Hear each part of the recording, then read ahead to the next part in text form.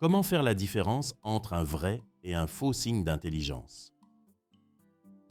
Une étude publiée dans le British Journal of Psychology a démontré qu'une attitude plutôt anodine en société pouvait être un signe d'intelligence, plus précisément d'un QI plus élevé que la moyenne. Elle a été menée sur 15 000 Américains âgés de 18 à 28 ans, avec, à sa direction, deux psychologues, Satoshi Kanazawa et Norman Lee. Elle révèle que plus les personnes ont un QI élevé, plus elles sont enclines à adopter ce comportement, non pas malgré elles, mais par choix.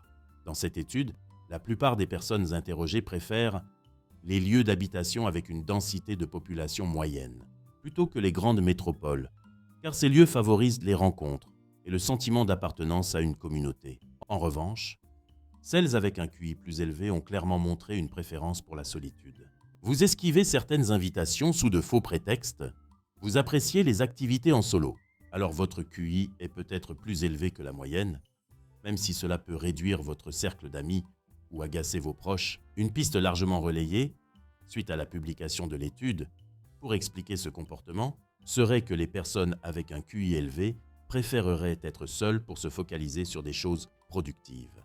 Elles tireraient une grande part de leur satisfaction à réaliser des projets de toutes sortes. Toutefois, les auteurs de l'étude ont une analyse bien différente de leurs résultats. Selon eux, ces personnes ressentiraient moins le besoin d'appartenir à une communauté car elles se sentiraient davantage capables de vivre seules. Si depuis toujours, la création de liens sociaux est indispensable à la survie de l'homme et que cette étude démontre qu'elle est une condition au bonheur chez la plupart des gens, elle démontre aussi que c'est moins le cas chez les personnes avec un QI élevé.